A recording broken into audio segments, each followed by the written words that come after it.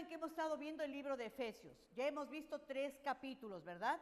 Y solamente quiero retomar un poquitín de los últimos versículos del capítulo 3 para que podamos engancharnos. Ya saben que les he dicho que estas divisiones que nosotros tenemos en nuestras Biblias, esto es algo hecho por la mano del hombre, para nuestro beneficio, no es que sea algo malo, no, esto se hizo para nuestro beneficio, para que podamos tener un control, un dominio de cómo se divide la Biblia, etcétera, podamos recordar más versículos, etcétera. Pero en el original no hay ninguna división, ¿vale? No hay capítulo 3, capítulo 4, incluso los cortamos. Pero si ustedes se dan cuenta, ahora lo que les voy a leer del capítulo 3, los últimos versículos, van a ver cómo es verdad lo que les estoy diciendo. Es un engranaje, es una secuencia que no hay que detenerla. Por eso yo les sugiero, miren, Efesios tiene solamente 6 capítulos.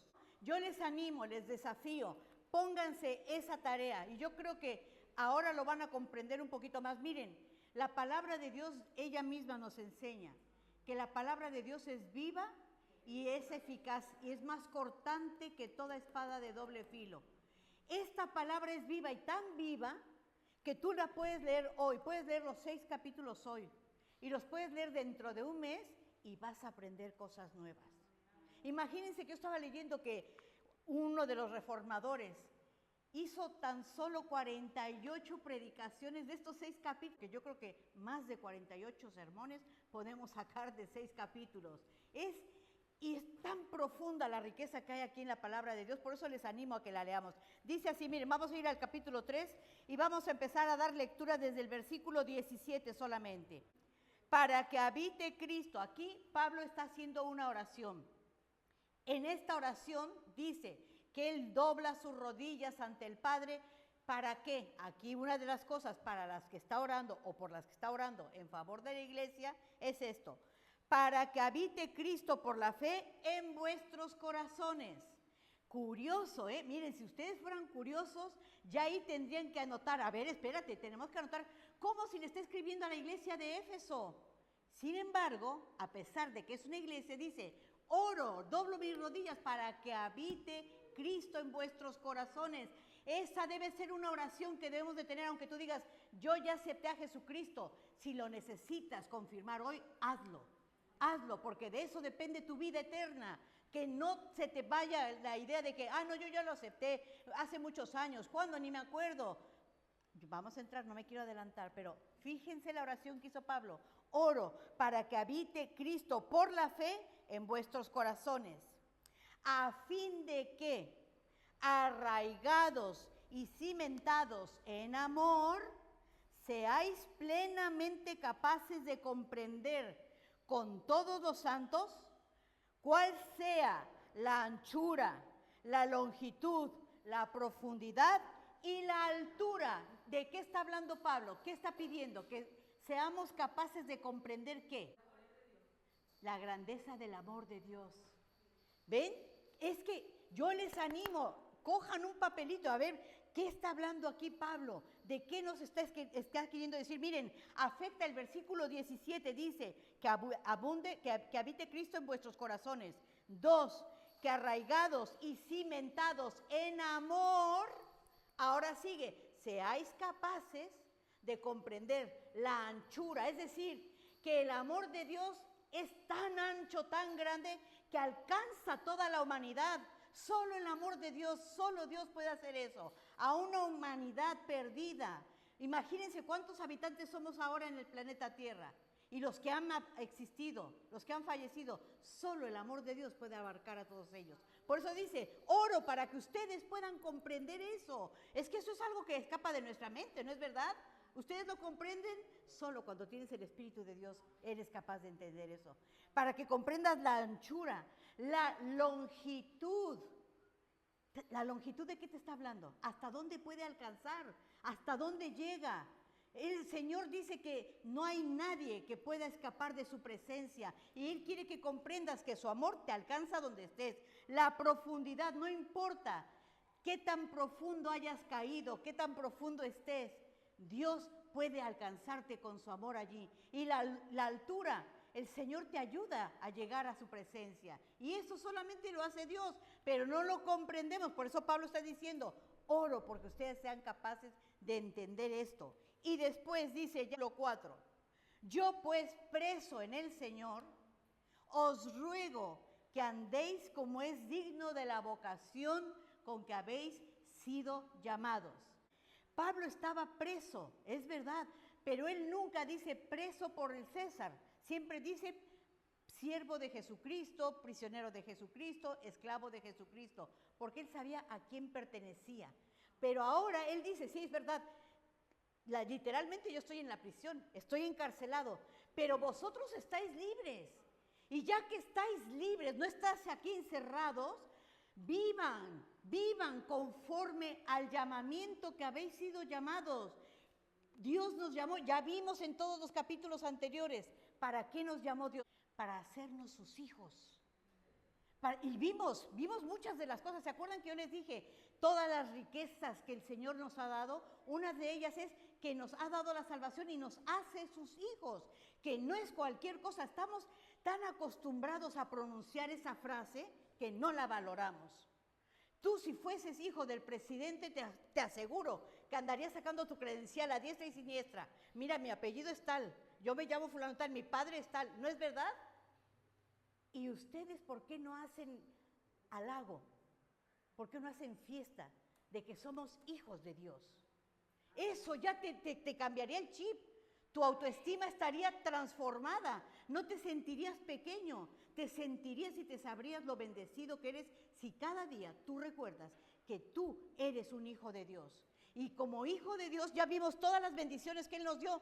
Pero ¿para qué nos las dio? Para que podamos vivir en este mundo de una manera digna, conforme al llamamiento de Dios.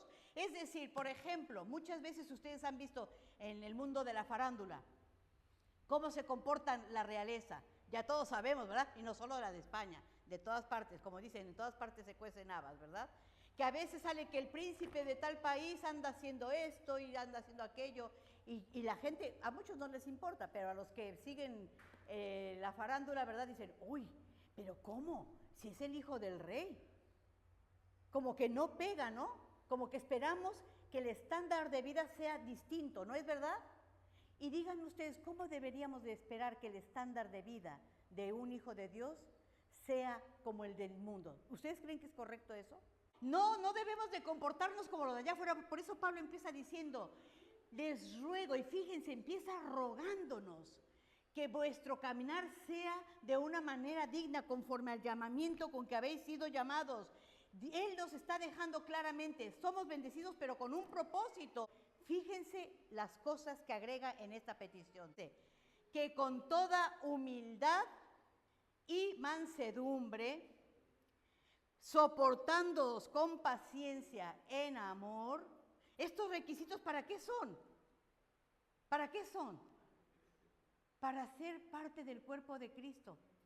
Pero esto nosotros no lo podemos agregar por nosotros mismos, pero sí nos los da el Espíritu Santo. Y miren qué cosas dice. En una parte dice, con humildad y mansedumbre, soportándoos con paciencia en amor. En otras versiones dice, siendo amables, siendo pacientes, siendo tolerantes.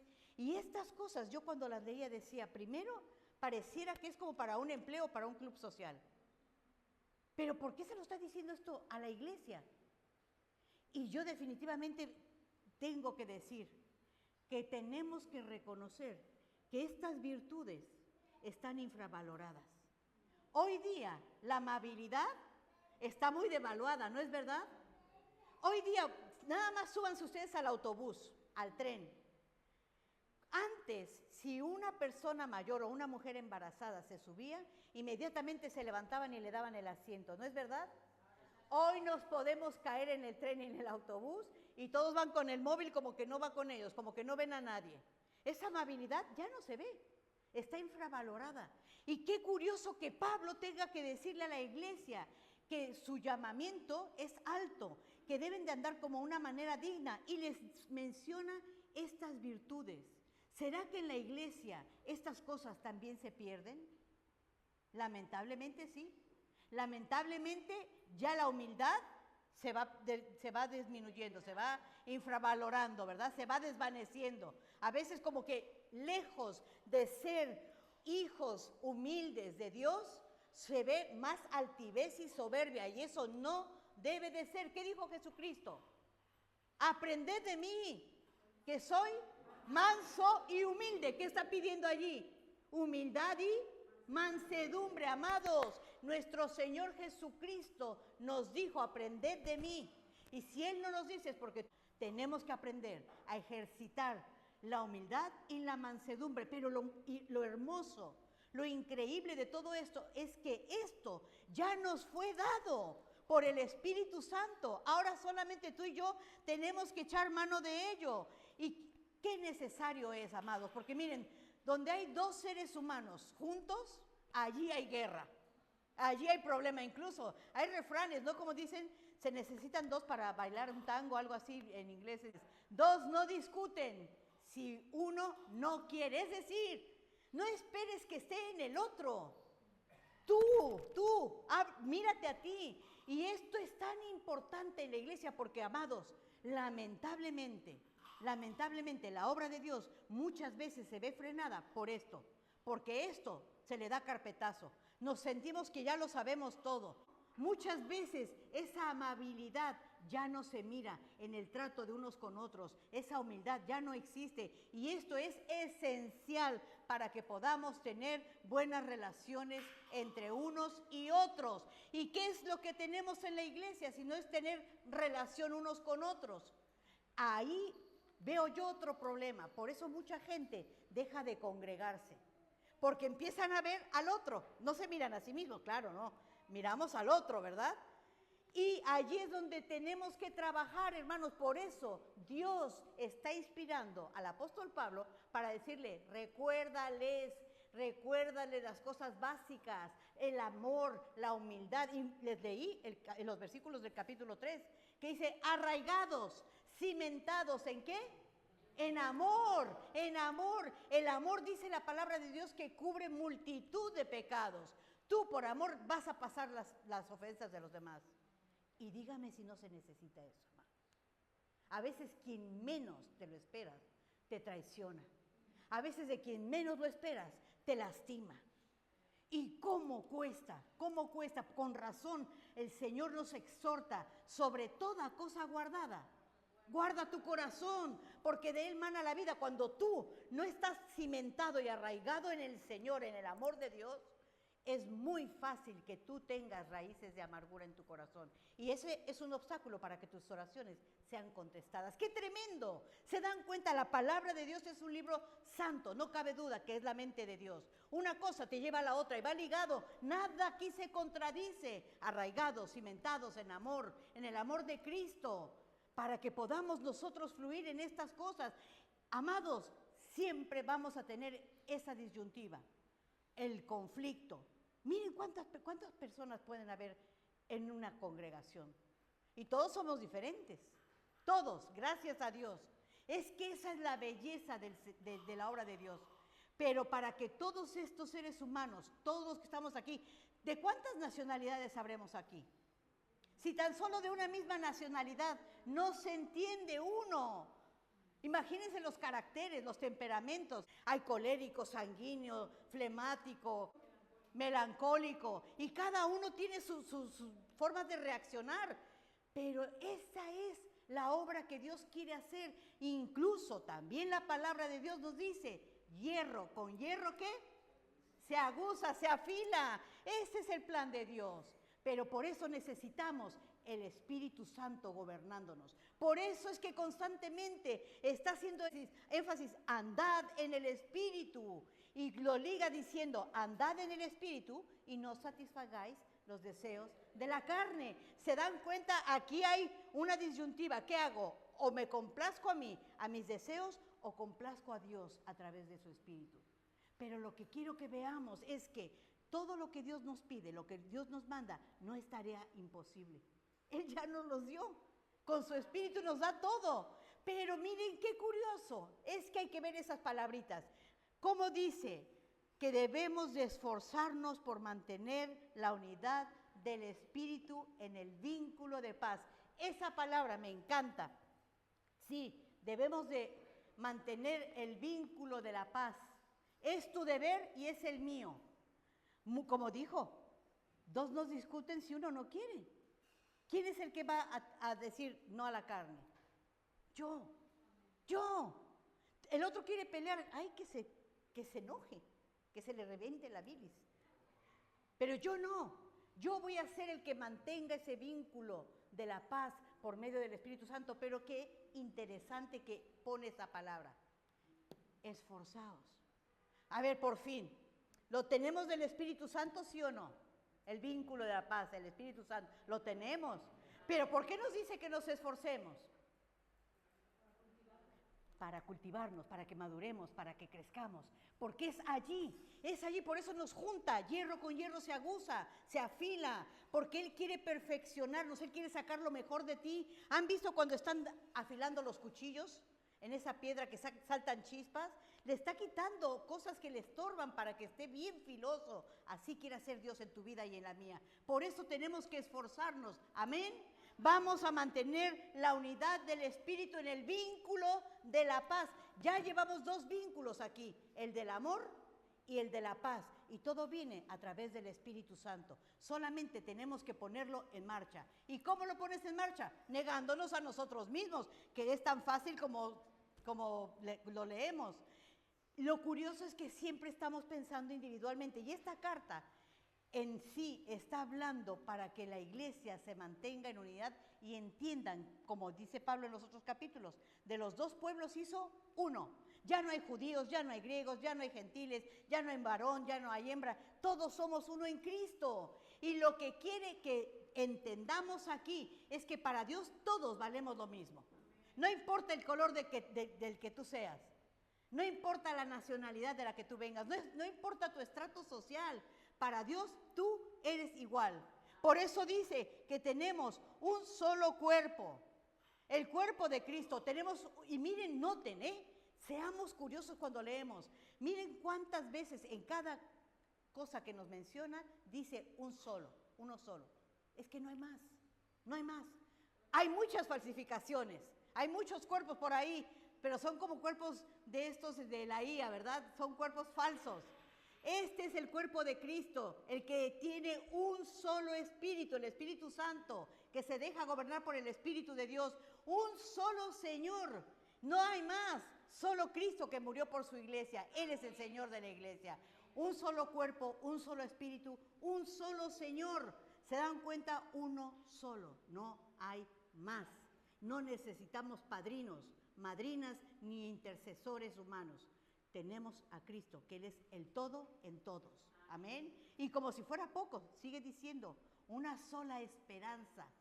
La esperanza de que, como cantábamos, resucítame en ti. Resucítame en ti. Esa es la esperanza. Y eso me encanta. Aprendamos a adorar, amados. Cuando tú estés cantando, resucítame en ti. Recuérdate que en Efesios 4 te está diciendo una sola esperanza. La esperanza que tengo en Cristo. De ser resucitado con Él y tener vida eterna para siempre. Amén.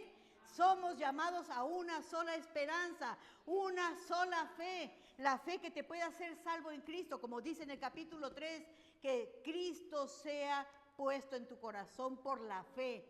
Es por fe, no es por obras, no hay nada que puedas hacer para ser salvo. Una sola fe, un solo bautismo. No hay cualquier tipo de bautismo, ni por los muertos, ni por nada, no. Soy yo rindiendo mi vida a Cristo, amén. Un solo bautismo, un solo Padre, un solo Dios de todos. ¿Ven cómo Dios quiere enseñarnos que todos somos una familia? Que todos valemos para Él igual, que para Él todos somos iguales. Aún en las familias, ¿verdad? Siempre sale ahí a relucir.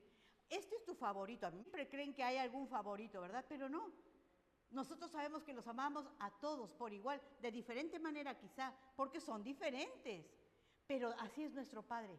Es un solo Dios y un solo Padre en todos. Y si eso se nos hace ya mucho, miren todavía lo que nos dice aquí el Señor, perdón. Dice que está este Dios, este Señor, este Espíritu, este Rey y Señor y Padre, está sobre todos. Como decíamos, bajo tus alas, bajo las alas me voy a cubrir. Bajo la sombra de tus alas. Él está sobre todos. No hay nadie que se le escape, solo aquellos que no quieran estar bajo su sombra. Ahí Él no te va a llamar. Miren la gallina, como dice, ¿verdad? Como la gallina cubre a sus polluelos, así te quise cubrir. Y Jerusalén no quiso. La gallina está lista, abre hasta las alitas. Y solo se refugian bajo sus alas los que quieren. Los que se sienten, como decimos en mi país, los que se sienten muy salsas, muy fuertes, muy firmes, muy seguros, esos se van ahí por la suya y dicen, no, yo puedo. Cuando venga el gavilán se los come. Así pasa cuando tú no quieres estar bajo la sombra del Señor. Pero Él dice, yo quiero estar sobre todos. Pero no solamente eso, sino en medio de todos. Como dice, donde está el Espíritu de Dios, allá hay libertad. En medio de la alabanza, ahí está el Señor, en medio de su pueblo. Está en medio de todos. ¿Lo creemos? Amén, amén. El Señor está aquí. El Señor está aquí, se está moviendo y te está hablando. Y quiere que reconozcas que no hay nadie más fuera de Él. Y que su iglesia importa. Tú eres parte de su iglesia también. Pero no solamente está en medio de todos, sino que está en todos. Por eso Pablo dice, ruego que puedan entenderlo. Esto no es algo fácil. ¿Cómo puede estar en Ángela, en Antonio, en mí, a la vez? Porque Él es Dios. Porque Él es omnisciente. Él es omnipresente. Solo Dios puede hacer eso. Y necesitamos conocer esa importancia del Dios que tenemos nosotros. Miren qué importante es tener esa convicción. Todos somos importantes para Dios, primero. Todos valemos lo mismo para Él. Dios nos ama a todos por igual. Y Dios sabe que todos somos diferentes. Miren qué hermoso racimo, 12 hombres, como el libro que estudiaron los varones. 12 hombres comunes y corrientes. Así eran los discípulos. 12 hombres comunes y corrientes. Y a quien en su sano juicio, como siempre digo yo, se le ocurre escoger estos perfiles. Cuando tú vas a formar un equipo de fútbol, tú siempre estás buscando, a ver, uno que sea un buen defensa, un buen delantero, un buen portero. Pero buscas también quienes se puedan entender. ¿Se han fijado? Y al Señor Jesucristo se le ocurre llamar a un hombre como Andrés, que era muy bueno. Siempre lo vemos trabajando. Ustedes se dan cuenta, fue a llamar a Pedro, andaba siempre buscando gente, un evangelista nato. Y dicen que tenía un muy buen carácter. Pero también tenemos a Simón el Celote. Y todos saben cómo era Simón el Celote, ¿verdad? ¿Cómo era? ¿Tranquilito? Era de armas tomar, ¿verdad? Yo no me lo imagino junto a Andrés trabajando. Si uno es bravucón y el otro es tranquilito y anda ahí preocupado por las almas, yo no los veo juntos. Santiago el mayor, que dice que Santiago el mayor, ya sabemos cómo les llamaban, ¿verdad? Los hijos del trueno junto con su hermano, que estaban siempre ahí de protagonistas, peleando a ver quién es mejor, quién es mayor, etcétera. Y tenemos ahí, miren, a Judas Iscariote, un ladrón y traidor. Vaya personaje. Sin embargo, el Señor lo llamó. ¿No te dice eso algo? Esas redes que el Señor llenaba de peces es un simbolismo de los peces que el Señor anda buscando cómo atraer. Y entre esos peces estamos tú y yo. Unos son pequeñitos, pero son peces. Otros son grandes. Unos tienen mucha carnita, otros no. Pero son peces. Miren otro personaje, Santiago el menor, se habla menos de él. Se ve que era ¿cómo le decimos aquí? El que no le gustaba andar tocando bombo y platillo. Él servía y punto. Él es de los que decían que tu mano derecha no sepa lo que hace la izquierda y viceversa. Por eso no se menciona mucho, pero estaba allí, el incógnito. Tenemos a Mateo, que se vendió al Imperio Romano. Junten ustedes a Mateo con Judas el Celote. ¿Y qué pasó allí? Que dijeron, no, yo con él no voy. Saltaron chispas seguro. ¿No saltaron chispas con Pablo y con Pedro? ¿No tuvo Pablo que exhortar a Pedro públicamente? Hierro con hierro se aguza. Todo queda en la teoría muy bonito. Capítulo 1, 2, 3, las riquezas en gloria de Dios, que por su gracia hemos sido llamados, nos ha dado el Espíritu Santo. Todo esto es real, pero queda en la teoría si tú no quieres formar parte de la iglesia. si tú no quieres convivir con tus hermanos, si tú no quieres ejercitar el dominio propio, si tú no quieres ejercitar el ser amable, el ser humilde, el ser manso, el tener paciencia, pero esto no siempre va a caer, Conchi siempre va a ser la que sea paciente, ella que sea siempre la humilde, yo no, yo la arrogante. No, dice, unos con otros. Tal vez un día le va a tocar a Conchi ser humilde o mansa, otro día me tocará a mí, pero es así, amados. Por eso me encanta ver la sabiduría de nuestro Dios. Él no quiere que nadie se pierda, Él no deja a nadie fuera. Entre ellos estás llamado tú. ¿No es hermoso? Miren qué personajes. Unos pidiendo a Jesús que seamos el que se siente a tu derecha y a tu izquierda. Estaban con su mentalidad, todavía no habían comprendido. Sin embargo, lo que quiero que veamos es que eran sus discípulos. Estaban caminando con el maestro, pero les faltaba aprender. Con razón, por activa y por pasiva, en todas las epístolas, vemos exhortaciones de cosas que tenemos que aprender a hacer. Como el ser mansos, el ser humildes. No por algo lo puso el Señor ahí, no por rellenar páginas. Otros discutían también en el camino, que hasta Jesús les dijo, ¿qué discutís entre vosotros? ¿De qué venían hablando? ¿Quién es el mayor? ¿Quién es el más importante? Incluso el Señor Jesucristo, cuando iba a ser entregado, qué tremendo, porque es que parecía que su mente estaba en eso, no habían entendido. Yo me pregunto, amados, y es una pregunta honesta y humildemente, ¿cuántos sabremos aquí que todavía no entendemos de qué trata el reino de los cielos? Yo creo, con todo amor y todo respeto, y me incluyo, que estamos en pañales. Estamos en pañales. Por eso Pablo dice que oro, hasta dobla las rodillas. Se habrá dado cuenta de la necesidad que tiene la iglesia de aprender lo que es el amor de Dios, su anchura, su longitud, su profundidad, su altura. Es que estamos solamente con un poquito de miel en los labios, pero no leemos la palabra, ¿verdad? Creemos que ya lo sabemos todo. Nos quedamos con el A, B, C. Ya soy salvo, por gracia. Ya no es por obras. ¿Y qué más? ¿Y qué más? Esto es lo que quiere que veamos, que hay mucho más por hacer todavía. Amén. Ahora les dice Pablo, ya no andéis como los demás gentiles. Ya nos dijo lo bonito. Esto se le llama, esta enseñanza, este tipo de enseñanza, cuando Pablo está enseñando, se le llama la triada, porque siempre nos da una enseñanza, una exhortación y una oración. El combo del 3, como quieran llamarle. Pero miren, ya nos dijo todo lo bonito, todo lo que Dios nos da. Nos está diciendo que tenemos que cuidarnos unos a otros, que somos un cuerpo, que todos valemos lo mismo. Pero ahora viene como que empieza tocando la llaga despacito, ¿verdad? Suavecito. Pero ahora como que le aprieta un poco más. Y cuando tú aprietas una llaga es para que salga la pus. ¿No es verdad? Para que salga aquello que está infectándola. Pues Pablo ahora va ahí también, para que sanes de una vez. Dice, ya no andéis como los otros gentiles. ¿Cómo andan los otros gentiles? En la vanidad de su mente.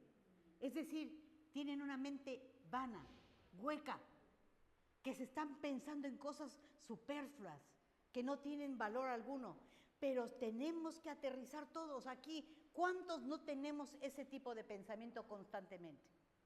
Seamos honestos. Incluso yo reflexionando en esto estaba pensando, ¿cuántos males nos ahorraríamos si pusiésemos esto en práctica?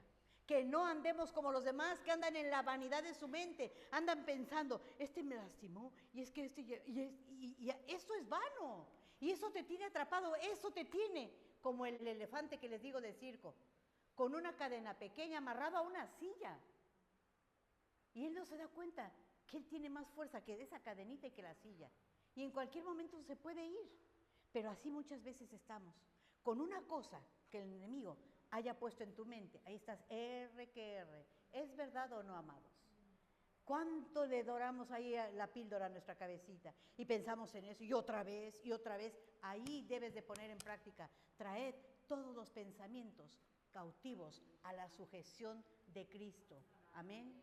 No debes andar en la vanidad de tu mente. Si tú andas en la vanidad de tu mente, dice que terminas con un entendimiento entenebrecido. Es decir, si tú estás pensando constantemente en cosas vanas, tu mente va a estar en oscuras, en oscuridad total. No va a estar brillando ahí la luz de Cristo, no. Pero si tú, en lugar de estarte afanando, preocupando y lastimándote, estás meditando en la palabra de Dios, esto te va a ayudar a tener luz, a tener entendimiento. ¿Se dan cuenta? Tenemos la solución en nuestras manos. Y esto es algo que tenemos que poner en práctica en lo individual, pero también para transmitirlo a la iglesia de Cristo. También tú tienes que ser ese instrumento, esa herramienta que ayude. Por eso dice, he venido a traer libertad a los cautivos. Y eso también eres tú y soy yo. Nos ha llamado para que traigamos la libertad a los cautivos, para que les hablemos, que no anden en la vanidad de su mente, para que no tengan ese entendimiento entenebrecido, porque miren todo lo que acarrea. Andan ajenos a la vida de Dios. Y muchos van a decir que eso no se aplica a mí, pero me temo, hermanos, que sí. Muchas veces cuando nos negamos a formar parte de la congregación, a ser iglesia, andamos ajenos a la vida de Dios. Porque ¿quién inventó la iglesia? ¿Yo? Yo no la inventé. La iglesia es el cuerpo de Cristo, es la iglesia del Señor. Y por eso lo puso aquí. No decimos al taller del maestro vengo, pues aquí está. Uno es martillo, el otro es lija. Nos tenemos que dejar pulir entre unos y otros, amados. Es que tenemos que entender por qué el Señor instituyó la iglesia, pero muchos andan ajenos a la vida de Dios. Lamentablemente no se quieren comprometer con el Señor. ¿Por qué? Porque ignoran. Miren qué tremendo. Porque tienen ignorancia y dureza de corazón. ¿Saben cuando tú sabes algo que la palabra de Dios te pide? Por ejemplo, medita en las Escrituras. Tú ya lo sabes. Pero dices, ahora no. Paso. Oren. Congréguense. No, ahora no. Tanto violamos o violentamos esos mandatos de Dios que terminamos con callo. Terminamos con el corazón endurecido. Eso es el corazón endurecido. Yo estaba rebuscando y investigando. Es como cuando los huesos se te solidifican o cuando te sale un callo que ya está duro. Esa es la expresión que quiere. Ya no te entra nada. Te puedo estar diciendo, vengan a orar, vengan a congregarse, sirvan. Ya no, ya está duro. Ya los oídos ya no entran. ¿Se dan cuenta? Tiene que haber una obra del Espíritu Santo allí. Y lo curioso es que la dureza de corazón, por eso nos dice, sobre toda cosa guardada, guarda tu corazón porque de él mana la vida. De la dureza de corazón se desprenden las demás cosas. Qué curioso, ¿verdad? Por eso dice el Señor, nadie puede servir a dos amos. ¿Quedas bien con uno o quedas mal con el otro? Porque lo que tú ames, allí de donde está tu tesoro, allí está tu corazón, para acabar pronto. Eso es lo que tú buscas. ¿Qué buscas? Las redes sociales. Pues vas a estar con tu vanidad, mente vana, cerebro entenebrecido y dureza de corazón, sí. Va a estar lejos de la vida de Dios, lejos de todo lo que al Señor le agrada. Y después nos dice que todas estas cosas no terminan allí. Es que es como una gran bola de nieve. Te lleva, va creciendo. Y miren, te dice que esas personas que tienen dureza de corazón, que tienen ignorancia de las Escrituras, obviamente, que tienen el entendimiento entenebrecido y están con su mente vana, miren cómo terminan, pierden toda sensibilidad. Yo cuando estaba leyendo esto me daba miedo, porque como les dije en una ocasión, incluso el temor es un mecanismo de defensa bueno si es correctamente empleado, que Dios ha puesto en cada uno de nosotros. ¿Cómo sabes que no te puedes cruzar la calle sin fijarte? Porque el mecanismo de defensa te da miedo que te pase arrollando un coche, ¿no? El mecanismo de defensa te dice, cuidado. Pero cuando tú no tienes nada de esto, estás en ignorancia, en dureza de corazón, sin darte cuenta, es como ir caminando hacia un fogón. Te vas acercando y vas sintiendo el calor. Cuando ustedes se van acercando a algo que está ardiendo grande, como una fogata, una chimenea, ¿no sienten a lo lejos ya el reflejo del calor que da?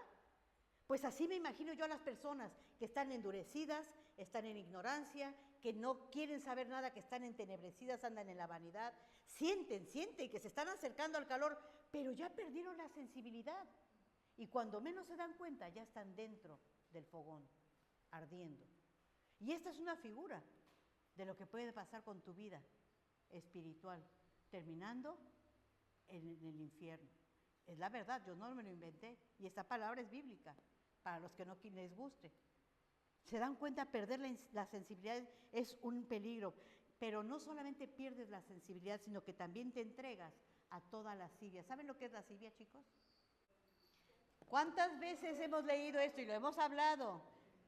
Lascivia es un deseo desmedido, incontrolable. ¿Se dan cuenta? Por eso fallamos muchas veces, porque leemos pero no entendemos. Hay ignorancia.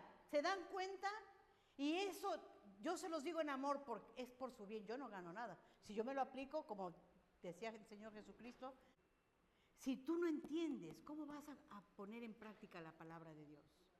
Dice que se entregan a la lascivia, se entregan a un deseo desmedido. Ya no hay nada que les pueda controlar. Y dice, cometen con avidez. Otra palabra rara. ¿Qué es avidez? Esa sí la deben saber, está facilita. A ver, ¿qué es avidez? Avidez, chicos, ¿qué es avidez? No es un jugador de fútbol, ¿eh? Con mucho ímpetu, impulsivo, con ganas, que te estás viendo el fuego y te están diciendo, oye, te vas a quedar, no, yo quiero ir, y te vas al fondo. Eso dice, para cometer con avidez toda clase de impurezas. ¿Les dice algo eso? Tenemos que entender por qué el apóstol Pablo está orando por la iglesia, por ti, por mí. Porque como iglesia nos necesitamos unos a otros, por eso debemos de saber cómo tratarnos. Pero nos dice, no andéis como los otros gentiles, es decir, no hagan todo eso. Entonces, ¿qué hago, Señor? Pues despójate del viejo hombre. Ese es tu trabajo, pero ya soy en Cristo, sí, pero te tienes que despojar, esa es tu tarea, por fe. Tú ya eres salvo, ahora en práctica hay que ponerlo tangible aquí en la tierra, amén. Y ese es un trabajo que tenemos que hacer tú y yo todos los días. Todos los días me tengo que quitar capas como la cebolla, como, ¿qué les puse el otro día? La alcachofa. Hasta que lleguemos al centro, al corazón. Despojaos del viejo hombre, renovaos. Tenemos que renovarnos, les decía la vez pasada, resetearnos para funcionar correctamente. Tenemos ya, como antes, el entendimiento entenebrecido. Por eso hay que renovarnos. ¿Con qué nos renovamos, Señor? Con la palabra de Dios. Lo que antes pensaba, la palabra de Dios lo sustituye. Antes andaba en tinieblas, ahora ando en luz. Antes estaba en ignorancia, ahora soy sabio. Dios me ha dado toda la sabiduría, me ha dado la mente de Cristo, pero la tengo que ejercitar. Si no la conozco, no la puedo ejercitar. Tenemos que echar mano de eso. Y siempre hablamos de este ejemplo, ¿verdad? De la oruga. Y me gustó, porque cuando empecé a ver el primer paso, yo pensé, pues a mí se me hace que muchos nos quedamos allí, en el huevecillo. ¿Cómo es un huevito? Un poco duro, ¿no? Y a veces así estamos con la conciencia entenebrecida, ¿verdad? Incluso en algunos pasajes dice duros de cerviz. Muchos están allí, se creen que son cristianos, sí, pero no han pasado del cascarón. Estarán allí, tal vez están a punto de romperse, ¿verdad? Pero no, ahí siguen todavía. Y no estamos destinados a quedarnos allí. Tú y yo estamos destinados para algo mayor. Estarás en larva. La larva no es un animalito muy agradable, que digamos, ¿verdad? Una criatura del Señor, pero salió del cascarón. Aunque seas como larva y aunque sea arrastrándote, amado, esfuérzate. Esfuérzate por alcanzar todas las cosas que Dios quiere para ti. Pero aparte dice que la larva tiene que llegar a la pupa, tiene que estar ahí escondidita. Y yo ilustro esto cuando Jesucristo nos dice que tenemos que morir a nosotros mismos. Tenemos que morir a nuestra carne. Sal del cascarón. Y sí, avanza como un gusanito, pero avanza hasta que estés determinado a despojarte del viejo hombre. Incluso me gusta esa figura porque hablamos de Jonás el domingo pasado. 3 días dentro del pez. Jesús estuvo 3 días también en la tumba, ¿verdad? ¿Cuántos días podemos pasar nosotros para morir a nosotros mismos? Los que sean necesarios. Los que sean necesarios. Con tal de salir así. Transformados. Esa es la meta. Amén. Transformados por medio de la renovación de nuestro entendimiento, dice Romanos 12:1. ¿Cómo voy a renovar mi entendimiento si yo no leo la palabra de Dios? No entiendo lo que Dios quiere. No hay manera. Amados, creemos que la vida espiritual es como les decía, el dron. Ahí manda Dios el dron. Ahí te mando, fuerza del Espíritu. No funciona así. ¿Quieres sabiduría? Toma, Ángela, ahí te la mando. No, es pasando tiempo con Dios. Es edificándonos en el cuerpo de Cristo, usando los dones que Él nos ha dado para que unos a otros nos podamos edificar. Amén. Tienes que estar seguro de que realmente has pasado todos estos procesos. Amados, la vida cristiana es una vida de procesos. No tengamos miedo, aunque te encuentres en el cascarón, pero reconoce que estás en el cascarón y sal de allí. Aunque digas, ahora soy un gusanito, pero vas creciendo y vas en camino donde tienes que morir a ti mismo, donde va a haber una transformación. El gusano no hace nada. Él no teje esas alas. Ni tú ni yo tampoco. Es Cristo el que lo hace todo. Ahí, en el silencio. Por eso pone la parábola de la semilla. Tú plantas una semilla y tú no sabes qué está pasando dentro. Pero tú ves el resultado después. Así dile, Señor, aquí estoy. Como cantábamos al principio. Y si podamos cantar esa alabanza sería bueno. Resucítame en ti. No basta, fíjense qué letra. No basta con cantar. Les tengo malas noticias. Si tú crees que eres cristiano porque cantas bonito y cantas todos los domingos y formas parte del grupo de alabanza, te tengo que decir, no basta con eso. No basta con decir amén. No es suficiente solo con querer. Hay que hacer, amén.